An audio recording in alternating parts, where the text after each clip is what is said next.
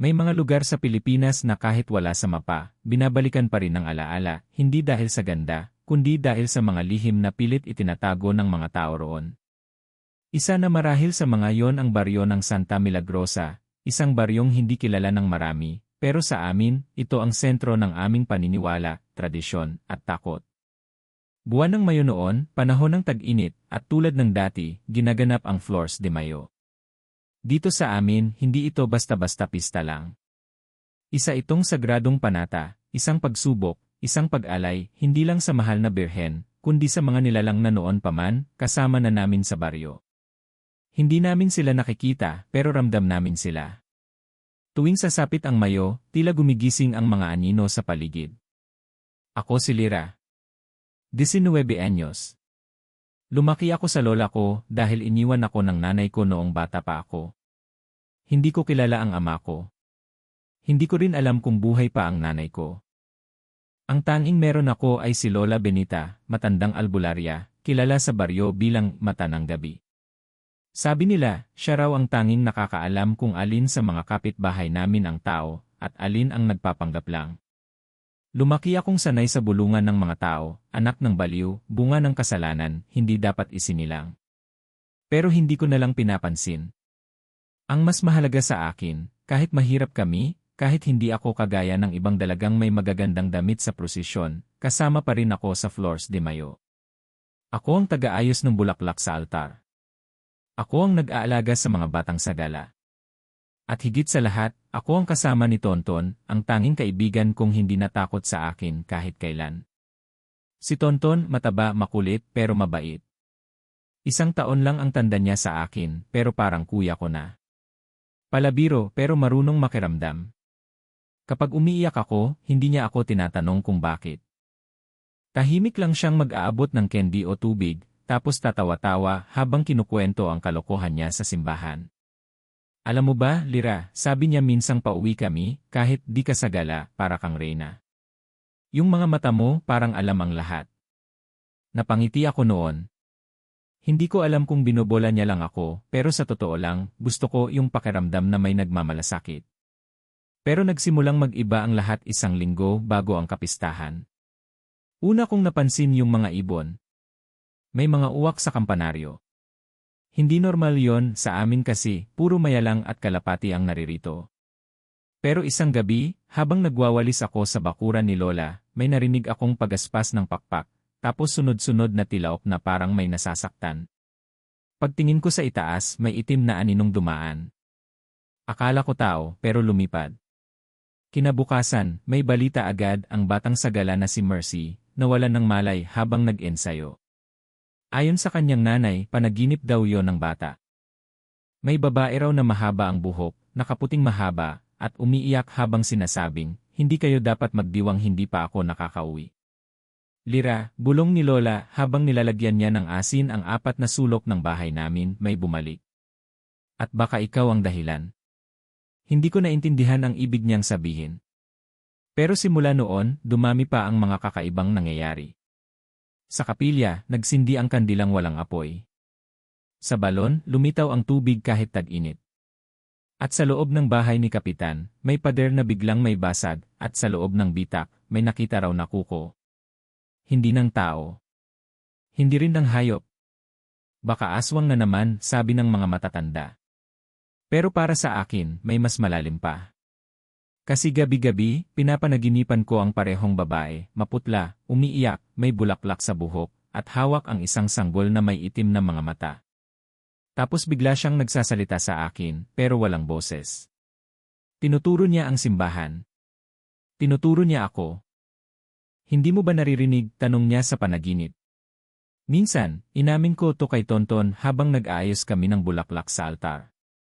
May babaeng lumalabas sa panaginip ko. Paulit-ulit. Hindi ko alam kung ako ba yung tinatawag niya. Tahimik lang si Tonton. Tapos bigla siyang nagsalita, Lira, may ipagtatapat ako. May nakita akong sulat sa lumang kabinet sa simbahan. Luma na, basang-basa. Pero malinaw ang nakasulat. Flores de Mayo, alay para sa anak ng dilim. Panatilihin ang kasunduan. Napatingin ako sa kanya. Anong ibig sabihin nun? Hindi ko alam, sagot niya, pero parang may ginagawang ritual sa tuwing Flores de Mayo. At baka may kinalaman ka. Natahimik kami pareho. Kahit maingay ang paligid, parang kami lang ang naroon sa gitna ng kapilya. Tumingin ako sa altar at sa gilid nito, nakita ko ang anino ng isang babae. Bigla itong naglaho nang mapatingin ako. Kinabukasan, hindi na sumipot si Tonton. Wala sa bahay nila. Wala sa simbahan. Wala ring nagkumpirma kung umalis siya. Parang nawala na lang. Kaya ngayon, gabi ng prosesyon. Ako na lang mag-isa. Bitbit ko ang basket ng bulaklak, suot ang puting bestida, kahit hindi ako sa gala. Naglalakad ako sa gitna ng daan, sinusundan ng mga mata ng taong hindi sigurado kung dapat ba akong andun. Pero tinuloy ko pa rin. Para sa panata. Para sa paghahanap ng sagot. At habang umaawit ang mga bata ng Ave Maria, may malamig na hangin na dumaan. Namatay ang kandila sa aking kamay. At sa harap ko, sa mismong harapan ng kapilya, may babaeng nakatayo. Umiiyak. May bulaklak sa buhok. At sa kanyang mga braso, may hawak siyang sanggol. Ngumiti siya sa akin. Pero malamig. Nakakatindig balahibo. Lira, bulong niya. Oras na para bumalik ang ipinangako nila. Tumingin ako sa paligid. Walang nakakita. Parang ako lang ang nakakakita sa kanya. At biglang nagdilim ang paligid. Nawala ang mga ilaw. Tumigil ang kanta. Tumigil ang lahat. At sa sandaling yon, narinig ko ang boses ni Tonton, hindi ko alam kung saan nanggagaling. Tumakbo ka, Lira. Hindi ka naligtas. Pero huli na. Sa ilalim ng mga bulaklak ng mayo, may nagising na nilalang at ako ang dahilan. Walang kahit anong salita ang makapaglalarawan sa gabing yon. Sa gitna ng prosesyon, sa gitna ng mga awit at dasal, bigla na lang akong naiwan sa dilim. Ang babaeng umiiyak na may sanggol sa braso, nakita ko siya. Malinaw. At habang lumalapit siya sa akin, ramdam ko ang lamig ng paligid, parang sinisinghot ng lupa ang init ng katawan ko. Pagmulat ng mata ko, nasa loob na ako ng bahay namin. Nakahiga sa banig, may tapa ng dahon sa noo at asin sa paligid. Si Lola Benita, nakaupo sa gilid ko, nananalangin ng mabilis at pabulong. Para siyang takot na takot, hindi sa kung anong nakita niya, kundi sa kung anong alam niyang darating. Bumalik na siya, bulong niya, habang pinipiga ang isang tuyong dahon sa palad. At ikaw ang susi. Lola, sino siya? Tanong ko, paos pa ang boses ko. Bakit ako? Napapikit siya, parang mabigat ang bawat salitang ilalabas. Noong kabataan ko, may isang babae rito sa baryo, si Salve. Maganda, tahimik, pero may itinatagong lihim. Nagmahal siya ng nilalang na hindi tao, isang nilalang mula sa ilalim ng lupa. Nabuntis siya. Pero hindi tanggap ng mga tao ang sanggol. Kaya sinunog nila ang bahay ni Salve, pinilit siyang lisanin ang bata. Hindi siya namatay pero nawala. At simula noon, bawat taon, sa Flores de Mayo, may isa sa atin ang nawawala. Nanlamig ang likod ko. Si Salve siya ba yung nanay ko? Hindi sumagot si Lola, pero sapat na ang katahimikang yon para maramdaman kong totoo ang hinala ko. Ako ang anak ng babaeng itinakwil ng baryo. At ngayon, may bumalik para kunin ang matagal nang ipinangakong kapalit. Kinabukasan, hindi ako lumabas ng bahay. Lalo na't wala pa ring balita kay Tonton. Pero habang nananatili ako sa loob, unti-unting naging mas halata ang pagbabago sa paligid. Ang mga tanim sa likod bahay, bigla na lang nalalanta kahit bagong dilig. Ang mga hayop ayaw nang lumapit sa amin. At gabi-gabi, may naririnig akong tinig mula sa labas, isang ina na humahagulgol, naghahanap ng anak. Minsan, akala ko guni-guni lang. Pero isang hating gabi, habang umiiyak ako sa sulok ng silid, bigla kong nakita ang liwanag mula sa bintana. Maliit, kulay bughaw at tila lumulutang. Naisip ko agad na apoy o alitaptap. Pero nang sundan ko ito papunta sa kakahuyan sa likod ng bahay, saka ko siya nakita, isang nilalang na hindi ko maipaliwanag. Ang kanyang buhok ay tila gawa sa sinag ng buwan, at ang balat niya ay makintab na parang perlas. Ang tinig niya ay musika, malamig pero magaan. Isa siyang diwata, hindi ako makapaniwala. Akala ko sa mga lumang kwento lang sila nabubuhay. Lira, wika niya, oras na para malaman mo ang totoo. Lumuhod siya sa harapan ko at inilabas ang isang bagay mula sa kanyang palad, isang kabibe, kulay pilak, at sa gitna nito'y may butil na kumikislap. Mutya ito ng pagdaloy, paliwanag niya. Bihira itong makita, lalo na ng mga anak ng tao. Pero sa iyo ito ipinamana sapagkat ikaw ay hindi ganap na tao. Hindi ako makapagsalita. Tumalikod ako, bumalik sa bahay, pero alam kong mula sa sandaling yon, hindi na ako babalik sa dati. May bahagi sa akin na gustong itapon ang kabibe, kalimutan ang lahat. Pero sa tuwing isasara ko ang mata ko, bumabalik ang mga panaginip, ang sanggol, ang babaeng umiiyak, ang altar na lumulubog sa dilim. Kinabukasan, naglakad ako patungong Sapa, doon sa tagong lugar kung saan ako at si Tonton madalas magtago noon. Bitbit ko ang kabibe, tinatanong ang sarili kung kaya ko ba talagang harapin ang lahat ng ito. Doon ko siya muling nakita, ang diwata. Hindi sapat na taglay mo ang mutya, anya. Kailangan mo rin matutunang gamitin ito. Doon nagsimula ang pagsasanay ko. Hindi ito madaling tanggapin. Hindi ako bayani. Isa lang akong batang itinakwil ng baryo, walang ibang alam kundi ang maglinis ng simbahan at mag-ayos ng bulaklak. Pero unti-unti, nararamdaman ko ang pagdaloy ng enerhiya tuwing hawak ko ang kabibe. Parang may pumapasok sa katawan kong liwanag, malamig, mabigat, makapangyarihan. Tinuruan niya akong makiramdam sa paligid, maramdaman ang mga aninong gumagapang sa gabi. Tinuruan niya akong bigkasin ang mga sinaunang salita na pananggalang. Ngunit higit sa lahat, tinuruan niya akong pakinggan ang sarili, sapagkat sa loob ko, may tinig na hindi ko dati naririnig. Isang bahagi ng akin na matagal nang natutulog. Pero habang lumalalim ang kaalaman ko, mas nararamdaman ko rin ang pagtutol ng mga tao sa paligid. Si Aling Rosa, tinapunan ako ng asin sa palengke. Si Kapitan, tumangging payagan akong lumapit sa kapilya. At ang mga bata, lumalayo sa akin kapag naglalakad ako sa kalsada. Anak ng aswang, bulong nila. Pamahiin sa pista. Masakit. Hindi ko piniling ganito ang buhay ko. Pero wala na akong pagpipilian. At habang papalapit ang huling araw ng Flores de Mayo, lalo ring lumalakas ang presensya ng dilim. May mga baboy na pinapatay sa gabi. May mga ibong nahuhulog mula sa langit na wala ng ulo.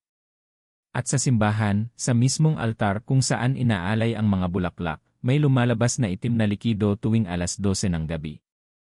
Isang gabi, bumalik ako sa simbahan, dala ang kabibe. Gusto kong alamin kung ano talaga ang dahilan ng mga nangyayari.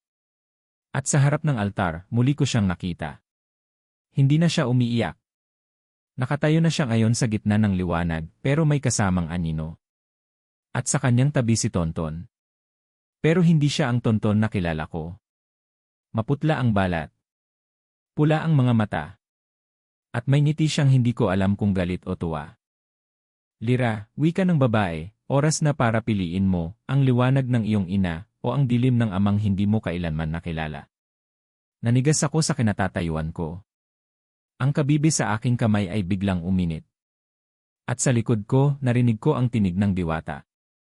Lira, huwag kang magpalinlang. Hindi lahat ng dugo ay kailangang sundin. Pero oras na rin para malaman mo, ang iyong ama ay hindi tao.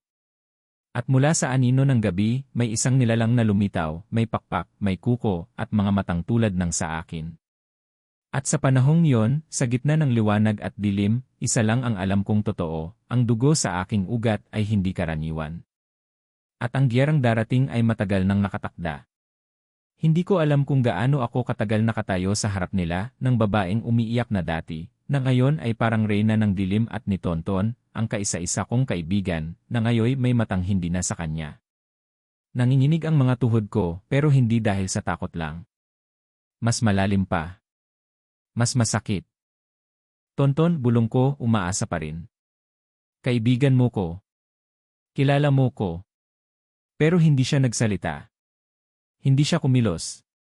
Tinitigan lang niya ako, at sa tingin niyang yon, alam kong hindi na siya ang dati kong kakilala. Pilit kong inintindi ang lahat. Ang mutya sa palad ko, ang diwata sa likod ko, ang anino ng aswang sa harap ko. Lahat sila konektado sa akin. Sa dugo ko. Sa isang kasaysayang matagal ng tinakpan ng dasal, ng pamahiin, at ng takot. Bakit ako? Yan ang paulit-ulit kong tanong habang naglalakad pa uwi, tinakpan ng balabal ang liwanag ng kabibe. Hindi ko alam kung paano ako nakarating sa bahay. Hindi ko na rin maalala kung may umiyak ba ako o kung wala na lang akong mailuha. Pagdating sa bahay, naabutan ko si Lola Benita na tahimik, nakaupo sa tabi ng kalan, nakatitig sa apoy. Alam mong hindi ko sinasadya, sabi ko, halos pabulong. Tumango siya, pero hindi siya tumingin sa akin.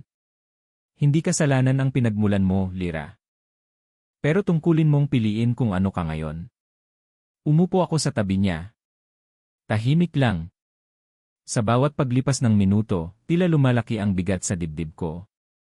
Hindi dahil sa nilalang na kailangang labanan, kundi dahil sa taong inaakala kong nasa panig ko. Si Tonton. Siya lang ang hindi tumingin sa akin ng may takot. Siya lang ang nagbigay sa akin ng ngiti kahit alam ng lahat ang tungkol sa ina ko. At ngayong kailangan ko siya, siya rin ang nawala. Pero kasabay ng paglalim ng gabi, lalo rin lumalalim ang dilim sa paligid. Kinabukasan, may batang nawala sa kabilang baryo. Hinabol daw ng malaking anino, sabi ng isang matanda. Sa ilog, may lumutang na bangkay ng kalabaw na butot balat na lang. At sa simbahan, tuluyan ng bumuka ang pader, mula sa bitak, may tumutulong itim na dagta na hindi maipaliwanag ng kahit sinong pari. Nabubuhay na ang ugat ng dilim, sabi ng diwata nang muli niya akong bisitahin. Pero wala akong masabi. Hindi ako handa. Hindi pa ako buo. Paano ko malalabanan ang isang bagay na bahagi ng sarili ko? Tanong ko sa kanya, desperado ang tinig. Paano kung mas gusto kong tumakbo na lang? Tumingin siya sa akin, malumanay ang mata, pero matalim. Walang panalo sa pagtakbo, Lira. Pero kahit ang takot ay may kakayahang humubog ng lakas. Hindi ko alam kung lakas ba ang kailangan ko o paglimot. Pero sa bawat araw na lumilipas, parami ng parami ang mga nakakakita ng anino sa kanilang mga panaginip. Sa gabi, may mga tinig na dumaraan sa bubungan. At ang mga asong gala, nagsisipagtahulan sabay-sabay tuwing 3:00 ng madaling araw. Isang gabi, habang nasa bubungan ako at pinagmamasdan ang buwan, muling dumating ang panganib. Una kong naamoy ang baho ng nabubulok. Parang may nasusunog na balahibo ng hayop. Sumunod ang malamig na ihip ng hangin, kakaibang lamig, parang dumadaan sa buto. At pagkatapos, nakita ko ang mga mata, pula, gutom, kumikislap sa dilim. 3, 5, 7, hindi ko na mabilang. Lumulutang, lumalakad, gumagapang. Mga nilalang na nilikha ng gabi. Nasa paligid na sila ng bahay namin. Lola, sigaw ko, pero wala akong narinig na tugon. Mabilis kong kinuha ang kabibe. Tumiklop ito sa palad ko, at mula sa loob, may liwanag na unti-unting lumabas, malamig, bughaw, at parang tubig na dumadaloy sa paligid.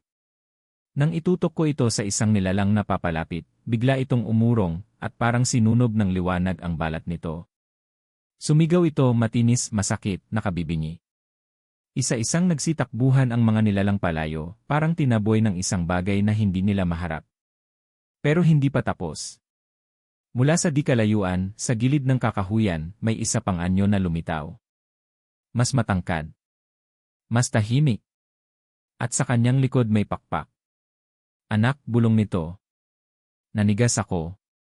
Ang mutya sa palad ko, biglang tumigil sa liwanag. Hindi ko alam kung totoo ba yung nakita ko o guni-guni lang. Pero paglapit ng nilalang na yon, may naramdaman akong init sa dibdib, hindi takot, kundi sakit. Parang may nawala. Parang may matagal ko nang hinahanap na biglang lumitaw, pero hindi ko kayang yakapin. Wala ka nang magagawa, sabi niya. Ang dugo mo ay bahagi ng akin. At darating ang oras, ikaw ay babalik sa dapat mong kalagyan. Umatras ako, hawak pa rin ang kabibe. Hindi ako katulad nyo. Hindi ka rin katulad nila, tugon niya. Kaya wala kang lugar sa alinmang mundo. At sa isang iglap, nawala siyang parang usok. Kinabukasan, halos hindi ako makagalaw. Puno ng sugat ang braso ko, hindi ko alam kung saan nanggaling. Si Lola, halos hindi na nagsasalita. Mahina na ang katawan niya at alam ko malapit na rin siyang kunin ng panahon. Patawarin mo ako, bulong niya habang hawak ang kamay ko. Alam ko ang totoo pero itinago ko sa'yo. Akala ko mapoprotektahan kita. Akala ko kung palalakihin kita na walang alam, magiging ligtas ka. Pero mali ako. At ngayon ikaw na lang ang natitira. Tumulo ang luha ko. Hindi ko alam kung kaya ko to, La.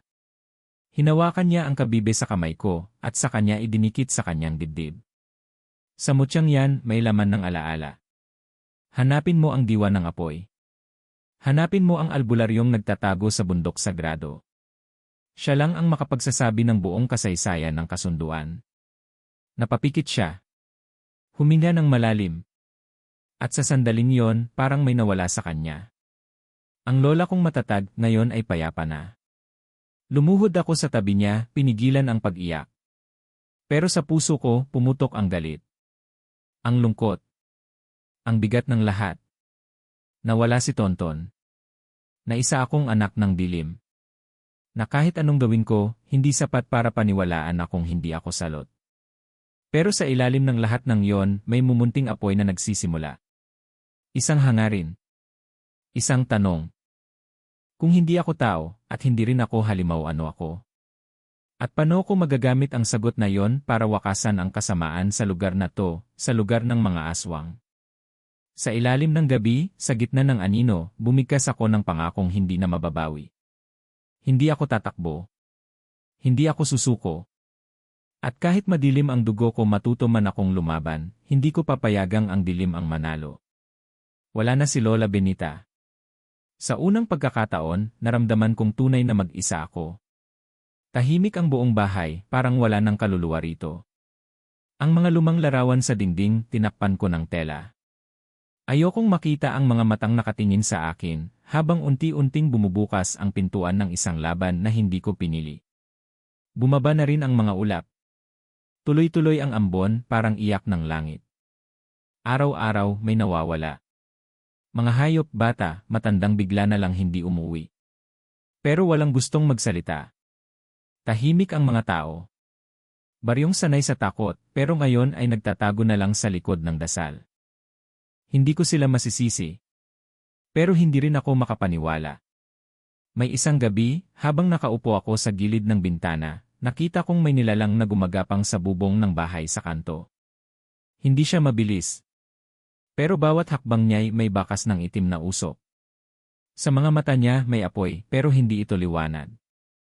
Isa itong apoy na sumisipsip, humihila, pumapatay ng sigla. Minsan, nararamdaman kong sinusundan ako.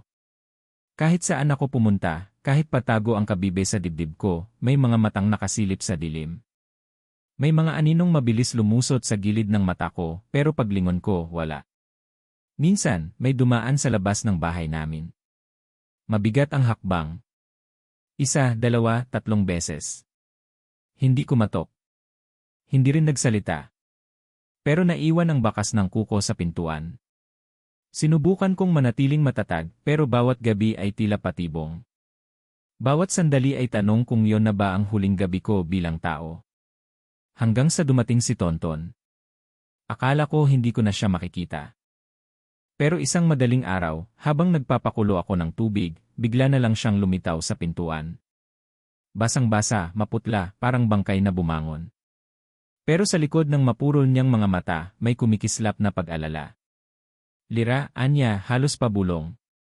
Hindi pa huli ang lahat. Muntik ko nang bitawan ang kabibe. Tonton, anong ginawa nila sa'yo? Umiling siya. Sinubukan nilang baguhin ako. Pero may iniwan ka sa akin, isang bagay na hindi nila kayang burahin. Tumulo ang luha ko. Hindi ko alam kung totoo pa ba siya o panaginip lang na nilikha ng mutya. Pero nung yakapin niya ako, ramdam kong hindi pa tapos ang kwento namin. Nagpasya kaming magtago muna sa kubo ni Mang Kaloy, isang albularyong halos hindi na kinakausap ng mga tao. Siya ang huling kaalyado ng diwata sa baryo, matanda na, mahina na ang paningin, pero malakas pa rin ang pakiramdam. Kilala ko ang dugo mo, Lira, ani Mang Kaloy, habang tinutusok ang balat ng saging para ilabas ang likido. Hindi ikaw ang una. Pero baka ikaw ang huli. Anong ibig mong sabihin, tanong ko. Bawat 20 taon, may ipinapanganak na tagapaghatid, anya. Isang nilalang na may halong liwanag at dilim. At sa bawat pagdalaw ng dilim, siya ang tanging makakabalanse. Pero may kapalit yan, puso, alaala, at minsan kaluluwa.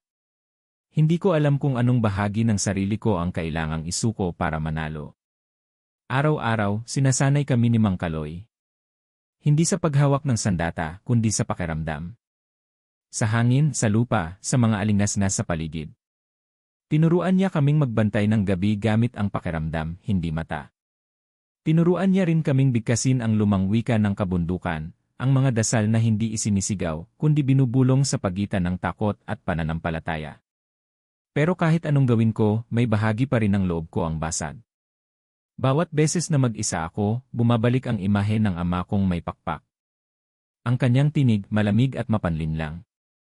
Boses na parang bahagi na rin ng dugo ko. Hindi ka nila tatanggapin, paulit-ulit sa isip ko. Saan ka lulugar, Lira? Minsan, pinipilit ko na lang na maging abala. Naglilinis ng mga gamit. Pinipinturahan ang mutya ng mga lumang simbolo gamit ang dagta ng punong saging. Pero kahit anong gawin ko, hindi ko mapigilang kiligin sa takot kapag nagsisimula ng gumalaw ang mga anino sa paligid. Isang hating gabi, narinig namin ang sigaw mula sa kabilang bahagi ng baryo.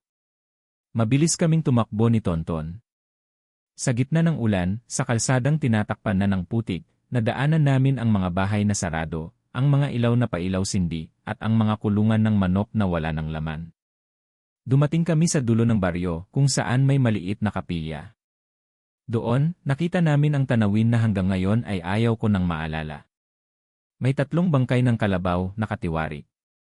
Sa pader ng kapilya, may nakaukit na mga simbolo gamit ang dugo. At sa gitna ng altar, may lalaking nakaluhod, umiiyak, habang ang kanyang anak ay nawawala. Hinatid na nila ang paunang alay, sabi ni Mang Kaloy nang dumating siya. Lumapit ako. Tinitigan ang simbolo. Hindi ko man maintindihan lahat, pero nararamdaman ko ang mensahe. Bukas ang pintuan. At inaanyayahan ka naming bumalik. Tila pinipilit nila akong bumalik. Hindi lang dahil ako ang susi, kundi dahil ako ang nawawala sa kanila. Sa mga susunod na araw, lalong tumindi ang mga atake. May isang gabi, sa kubo namin ni Mang Kaloy, tumigil bigla ang apoy sa kalan. Ang mga dahon sa paligid ay nalanta sa loob ng ilang minuto. At sa bubungan, may isang nilalang na buong gabi lang tumambay, hindi kumikilos, pero naroon lang. Parang nanonood, naghihintay. Hindi sila susugod ng buo hanggat hindi mo sila kinakausap, paliwanag ni Tonton. Gusto ka nilang pumili. Pero anong pipiliin ko? Baryong galit sa akin, o ang mundong hindi ko kilala? Liwanag na punong-puno ng takot, o dilim na nag-aalok ng kapayapaan? Wala pa ring sagot. Ngunit alam kong papalapit na sila. Sa gabi ng 9 na araw ng Flores de Mayo, muling bumuka ang langit. Dumagundong ang kulog pero walang kidlat. Umagos ang ulan pero walang hangin. At sa gitna ng katahimikan, isang tinig ang dumaan sa buong baryo. Lira mula sa ilalim ng lupa, mula sa hangin, mula sa loob ko. Panahon na. At sa sandaling iyon, kahit wala pa ang huling laban, ramdam ko na. Nagsimula na ang digmaan. Noong gabing umiyak ang langit at muling dumaan ang tinig sa hangin, nagdesisyon kaming hindi na maghintay ng susunod na atake.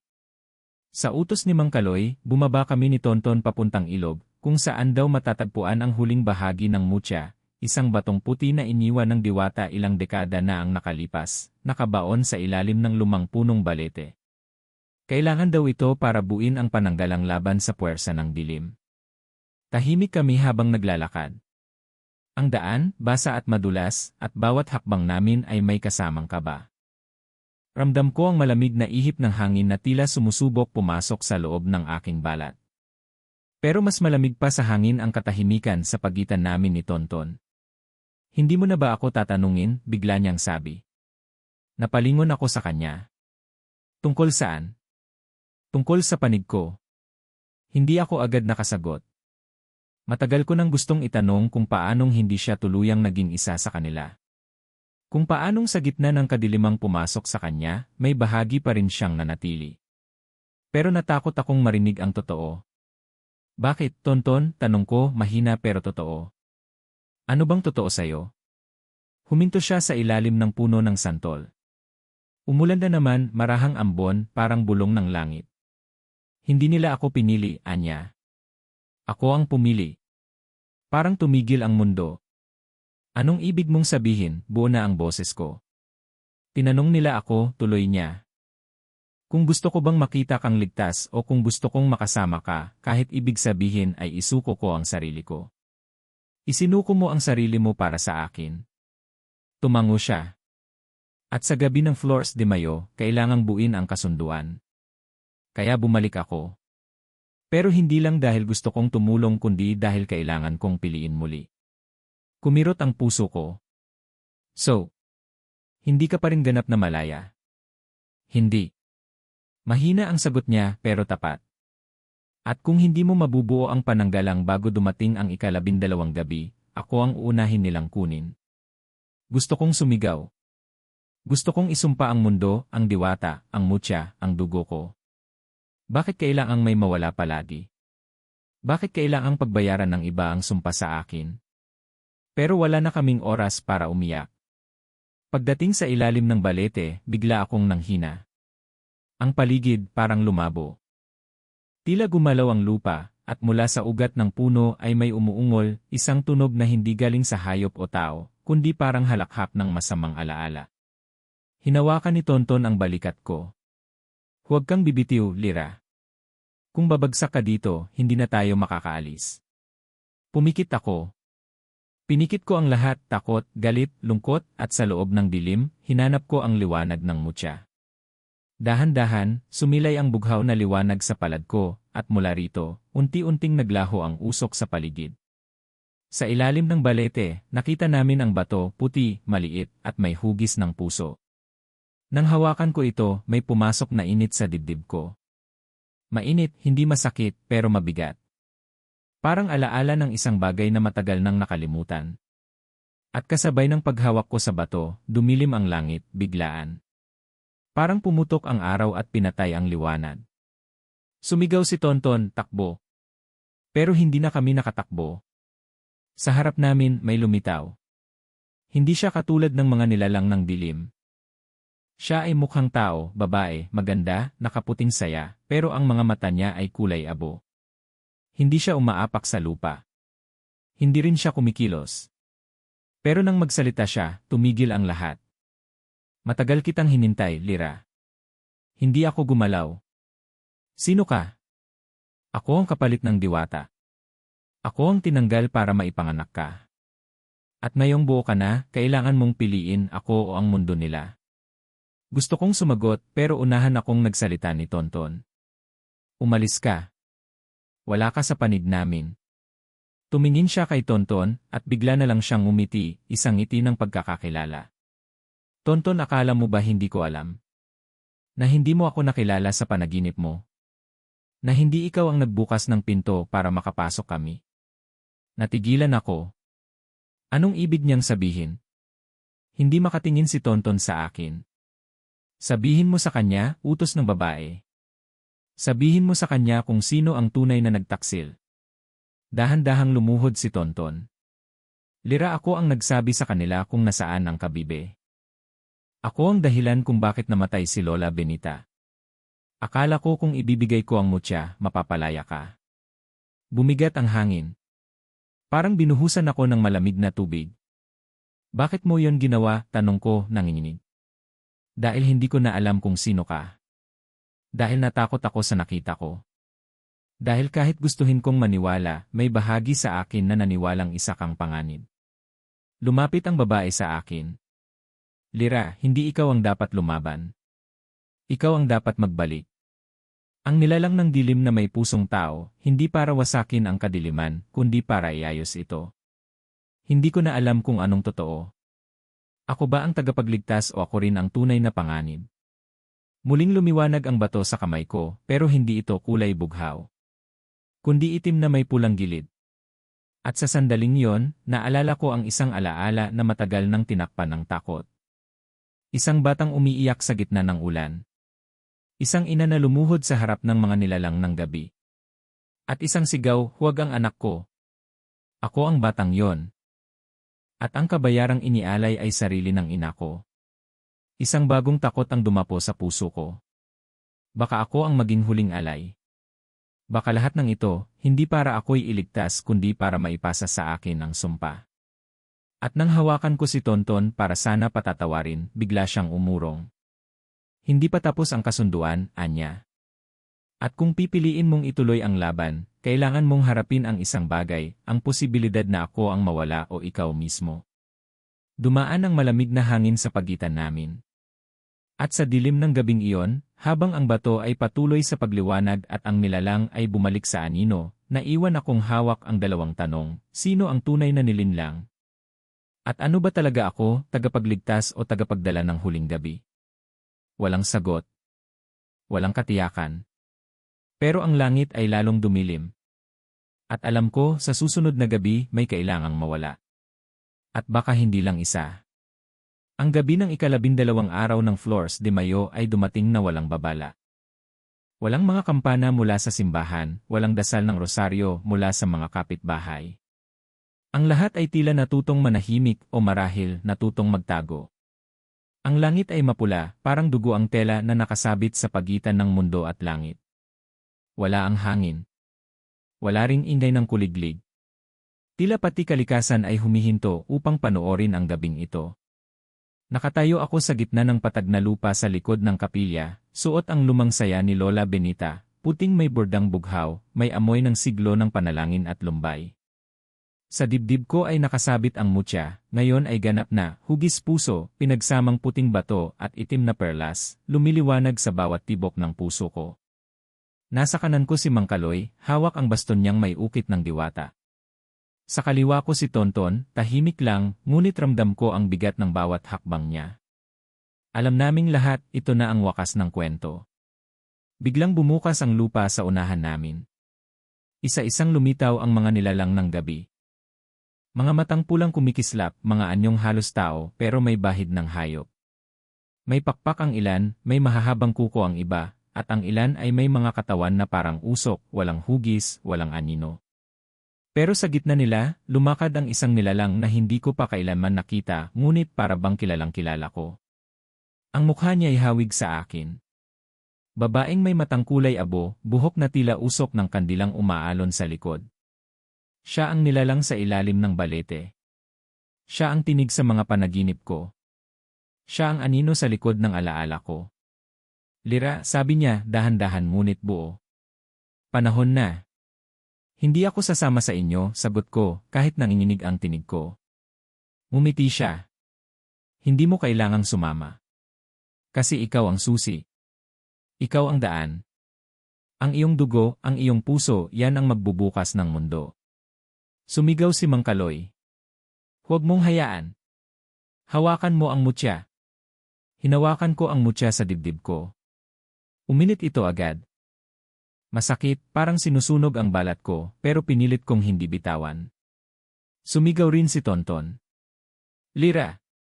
Huwag mong patulan ang takot.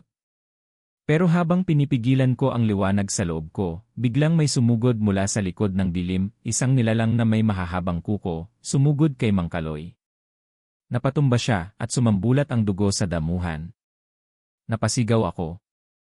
Tonton agad ang lumaban, tinaga ang nilalang gamit ang baston ni Kaloy, ngunit huli na. Lira, sigaw ni Mang Kaloy habang dumudugo ang dibdib. Tandaan mo hindi mo kailangan pumatay para manalo. Kailangan mo lang pumili. Pumili. Pero alin? Kanino? Lumapit sa akin ang babaeng nilalang. Alam mong ako ang katotohanan. Ako ang inalis para ikaw ay mabuo. Ang lahat ng sakit, ng takot, ng kasinungalingan, lahat ng yan ay dahil pinilit nilang itago ang totoo. Pero hindi mo kayang takasan ang sarili mo. Hindi ako katulad mo, sabi ko, nanginginig ang kamay, hindi ako katulad nila. Hindi nga, Anya, dahil ikaw ay pareho, ikaw ang tulay ng dilim at liwanag. Pero kung pipiliin mong tumalikod, mawawala ang balanse. At lulubog ang lahat, pati sila. Tumakbo ako papunta sa altar ng kapilya, kung saan naroon ang krus na yari sa kahoy, ang dating tahanan ng pananampalataya. Pinatong ko ang mutya sa gitna ng bato, at mula rito ay lumabas ang bughaw na liwanag. Sumabog ito papalibot, tinamaan ng ilang nilalang ng dilim, at bigla silang napaatras, napasigaw. Ngunit sa halip na mamatay, naging abulang sila na unti-unting nagsama sa hangin. Lumapit si Tonton. Lira, hindi natin sila kayang patayin. Pero kaya natin silang palayain. Palayain. Ilang taon nang nabubuhay sa takot ang baryo namin. Ilang henerasyon na ang dumaan na walang katapusan ang gabi. Pero ngayon, nasa harap ko ang posibilidad ng bagong simula, kung kaya kong isuko ang lahat. Kung kaya kong yakapin kahit ang mga bahaging hindi ko maintindihan sa sarili ko. Lumapit muli ang babae. Isang yakap lang at matatapos na ang lahat. Magiging isa tayong muli. At manunumbalik ang kaayusan. Pero bago ako nakagalaw, lumapit si Tonton at tinapik ang balikat ko. Kung pipiliin mong yakapin siya, Lira, ako ang unang mawawala. Bakit? Dahil ako ang nagsimula ng pinto. Ako ang naging daan. Ako ang pagsisisi. Tumulo ang luha ko. Gusto ko siyang yakapin, pigilan. Pero alam ko, totoo ang sinabi niya. Hawak ko sa isang kamay ang mutya, sumisiklab, kumikislap. Sa kabila, hawak ko ang kamay ni Tonton, malamig, nanginginig. At sa gitna ng dalawang mundong ito, ako ang dapat pumili. Isinara ko ang mata ko. Sa loob ng dilim, narinig ko ang tinig ni Lola Benita. Ang liwanag ay hindi palaging puti, apo. At ang dilim, hindi palaging masama. Ang tunay na lakas nasa pagitan. Sa pagtanggap. Sa kapatawaran. Humina ako ng malalim. Pinikit ko ang lahat ng takot at binuksan ang mga mata ko ng buong loob. Nilapit ko ang mutya sa babae. At sa halip na isuko ito, pinigilan ko siya at niyakap ko siya. Hindi bilang kaaway. Kundi bilang bahagi ng sarili ko. Isang sigaw ang umalingaw mula sa kanya. Nagsanib ang liwanag at dilim. Nag-iba ang hangin. Nayanig ang lupa. At sa huling paghina ng nilalang, bumulong siya sa tenga ko. Ngayon buo ka na. Bumagsak siya sa lupa, naging abo, at dahan-dahang dinala ng hangin sa kawalan. Sa sandaling iyon, nawala ang mga nilalang ng dilim. Isa-isa silang naglaho, tila kinalas ng liwanag ang tanikala ng pagkakulong nila. Pero si Tonton bumitaw sa kamay ko. Napaluhod ako. Tonton, hindi. Ngumiti siya. Patawad, Lira. Pero ito talaga ang kapalit. Sa sandaling pinili mong tanggapin siya, kailangan ko ring umalis. Hindi ka bababalik? Hahanapin kita. Sa panaginip. Sa ulan. Sa hangin. At sa huling ngiti niya, naglaho siya sa liwanag ng mutya. Tahimik ang paligid. Wala nang anino. Wala na ring iyak. Pero sa puso ko, may bakas ng pagkawala. Nang sumikat ang araw kinabukasan, muli kong nasilayan ang baryo. Malinis ang hangin. Tahimik ang umaga. At sa simbahang dati nilalamon ng takot, muli akong nagdasal, hindi para sa katapusan, kundi para sa pagpapatuloy. Pero habang paalis na ako, may isang matandang babae na sumalubong sa akin. Lira, anya, may hawak na lumang sobre. Iniwan ito ni Tonton, matagal na raw niyang isinulat pero hindi niya naipasa. Binuksan ko ang sobre. At sa loob nito may sulat. Kapag oras mo nang mamili, Lira, tandaan mong hindi mo kailangang maging perpekto para maging totoo. At hindi lahat ng nawawala ay tuluyang wala. Sa huling linya may guhit ng kabibe. At sa gilid ng papel isang patak ng dugo na hindi ko alam kung kanino galing. O kung nagsimula na naman ang panibagong kwento. Ilang buwan na ang lumipas mula noong gabi ng Flores de Mayo, ang gabing sumabog ang liwanag at dilim, ang gabing pinili ko ang isang daan na wala nang balikan. Sa baryo, unti-unting bumalik ang buhay. Ang simbahan ay muling nabuksan. Ang mga batang dati hindi makalabas sa dilim, ngayon ay tumatakbo sa ilalim ng araw. Si Aling Celia, na dating hindi lumalabas ng bahay mula pa noong nawala ang anak niya, ay ngayon ay araw-araw nang nagsisimba. Parang wala nang masamang nangyari. Pero ako araw-araw kong dala ang bigat ng gabi ng wakas. Minsan, sa gitna ng katahimikan, naririnig ko pa rin ang tinig niya, ang tinig ni Tonton. Hindi boses ng multo, hindi rin alaala. Parang hangin na dumadaan sa pagitan ng mga sanga, pabulong, parang dasal. Namuhay akong tahimik. Pinagpatuloy ko ang iniwan ni Lola Benita, nagturo ako ng dasal sa mga bata, gumagawa ng mga herbal na gamot, at minsan, tinatawag ng mga tao kapag may nangyayaring hindi maipaliwanag. Pero wala na ang mga nilalang ng dilim. At kung may aninong napapadaan paminsan-minsan, hindi na ito tulad ng dati. Hindi na sila galit. Parang mga aninong nagmamasid lang, nagbabantay. Isang araw, may dumating na batang babae mula sa kabilang baryo. Payat, maputla, at takot sa anino. Dinala siya ng tiyahin niya sa akin. May nakita raw itong kakaiba sa bata, panaginip ng mga aswang, boses na naririnig, ilaw na lumalabas sa palad kapag gabi. Nung unang makita ko siya, parang nakita ko ang sarili ko. Tahimik. Takot. Pero puno ng tanong. Anong pangalan mo? Tanong ko. Amara po. Anong nararamdaman mo? Parang may parte sa akin na hindi ko maintindihan. Lumuhod ako sa harap niya at pinisil ang kamay niya. Hindi mo kailangang maintindihan lahat agad. Pero hindi ka mag-isa. Mula noon, inalagaan ko si Amara. Tinuruan ko siyang gumamit ng damo para sa lagnat, paano makinig sa ulan, at paano basahin ang mga bulong ng hangin. Hindi para maging albularyo, kundi para matutong makinig sa paligid. Sa sarili. Isang gabi, habang kami nagbabantay ng kandila sa altar, nagtanong siya. Tita Lira, totoo po ba yung kwento tungkol sa gabi ng Flores de Mayo? Yung sinasabi ng matatanda na may babaeng pinili para maging tulay ng dalawang mundo. Hindi ko agad nasagot. Tumingin lang ako sa kandila. Sa apoy na mahinang sumasayaw. Hindi ko alam kung ako yon, Amara. Pero totoo ang gabi. Totoo ang dilim. Totoo rin ang liwanag. At minsan, pareho silang nasa loob natin. Tumango siya. Natatakot po ako minsan sa sarili ko. Lahat tayo natatakot, sagot ko. Pero kapag natuto kang tanggapin ang takot mo, doon nagsisimula ang tapang. Tumahimik kami.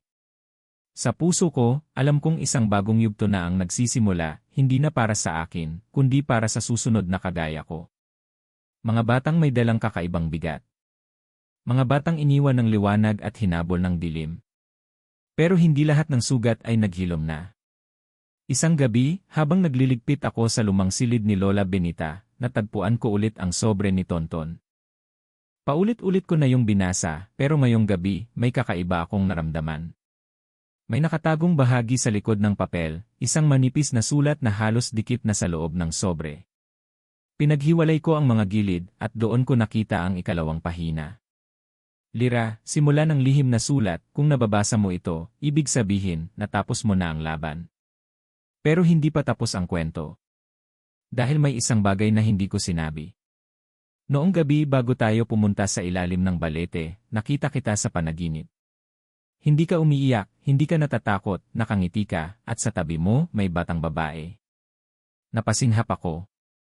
Hindi ko alam kung sino siya, pero sinabi niya sa akin, bantayan mo siya, kahit wala ka na.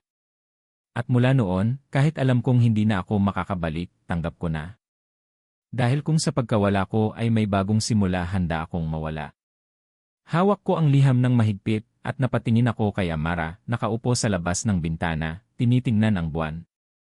Sa anyo niya, sa paraan niyang kumapit sa dilim at liwanag, alam kong siya ang batang nakita ni Tonton. At sa puso ko, alam kong hindi niya kami iniwan. Nang sumapit ang susunod na Flores de Mayo, hindi ako ang nanguna sa prosesyon. Si Amara na. Suot niya ang lumang puting saya ni Lola Benita, at sa dibdib niya, isang bagong mutya, hindi na bato, kundi kabibe na may ukit ng 2 bituin. Isinabit ko ito ng gabing bago ang prosesyon, habang tulog siya.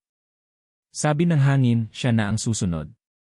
Hindi para magdala ng digmaan, kundi para magturo ng kapayapaan. Habang pinapanood ko siyang lumalakad sa gitna ng mga bulaklak at kandila, hindi ko naiwasang mapaluha. Hindi ito luha ng lungkot. Hindi rin tuwa. Ito ang uri ng luha na sumisibol kapag alam mong natapos mo na ang isang bagay, kahit hindi ito perpekto. Marami pa ring tanong sa mundo. Marami pa ring dilim sa mga sulok ng buhay. Pero ngayong gabi, sa huling gabi ng Flores de Mayo, alam kong may isang bagay na totoo, hindi natin pinipili kung saan tayo nanggaling. Pero pinipili natin kung paano tayo magpapatuloy. At sa bawat hakbang ng batang si Amara, dala niya ang lahat ng lumaban, lahat ng nawala, at lahat ng piniling magpatuloy sa kabila ng dilim. Sa baryong minsang ginapos ng takot, may bagong kwento na ngayong ipinagpapatuloy. At sa pagitan ng liwanag at dilim, may mga nilalang na tahimik lang nagbabantay. Kagaya ng hangin. Kagaya ng panalangin. Kagaya ng alaala. At minsan kagaya ng pagmamahal na hindi kailanman nawala. Sa dulo ng lahat ng kwento, natitira ang tanong, kapag ang dilim ay hindi nakaaway, at ang liwanag ay hindi na laging tama, sino ka, kapag wala nang dapat paglabanan? Ang sagot ay ito, ikaw ay ikaw pa rin. At sa gitna ng lahat, ang puso mo, iyon ang tunay na mutya.